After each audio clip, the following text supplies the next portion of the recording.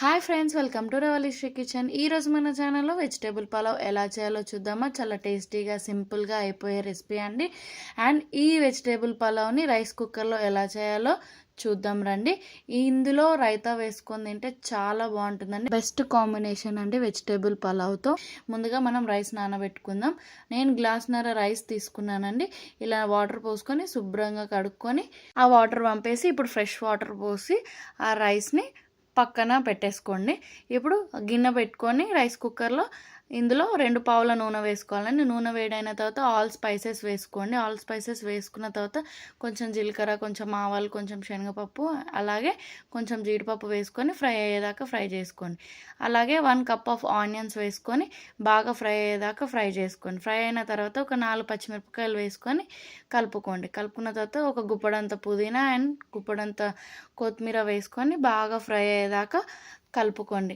ఇలా లైట్గా ఫ్రై అయిన తర్వాత 1 స్పూన్ అల్లం వెల్లుల్లి పేస్ట్ వేసుకొని పచ్చివాసన పోయేదాకా ఫ్రై చేసుకోండి. ఫ్రై చేసుకున్న తర్వాత అలాగే 1/2 టీ స్పూన్ పసుపు కూడా వేసుకొని పచ్చివాసన పోయేదాకా ఇది కూడా ఫ్రై చేసుకోండి. ఇలా ఫ్రై చేసుకున్న తర్వాత ఇప్పుడు వెజిటేబుల్స్ వేసుకుందామండి. 1 కప్పు క్యాప్సికమ్, 1 కప్పు బీన్స్, అలాగే 1 cup potatoes and 1 cup carrot, అలాగే 1 కప్పు టమాటో వేసుకొని బాగా మిక్స్ చేసుకొని మంచిగా పోపు అంతా ఆ ముక్కలకి పట్టుకునేలాగా బాగా కలుపుకోండి.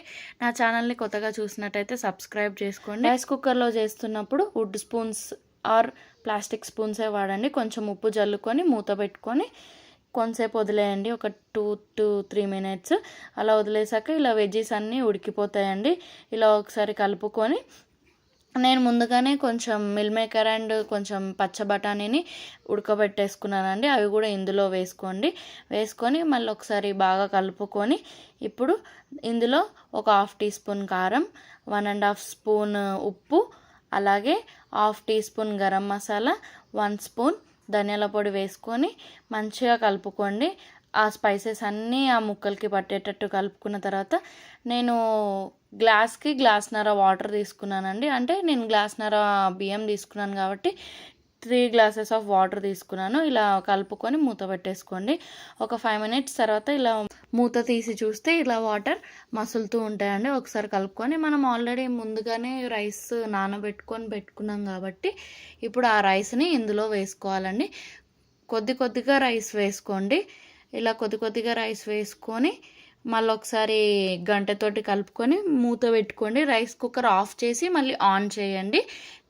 తర్వాత ఒక 10-15 minutes తర్వాత చూస్తే మన రైస్ కంప్లీట్ అయిపోతుందండి. ఇలా రైస్ ఒకసారి ఇలా కలుపుకొని దాని మీద కొంచెం కొత్తిమీర చల్లుకోండి, బాగుంటుంది టేస్ట్.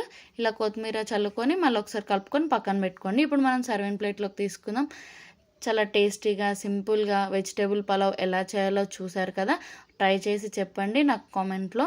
ఇలా కొంచెం కొత్తిమీర అండ్ కొంచెం రైతా వేసుకొని తినండి, చాలా బాగుంటుంది. టేస్ట్ కూడా బాగుంటుంది. ట్రై చేసి చూడండి. Thank you for watching this video. Thank you.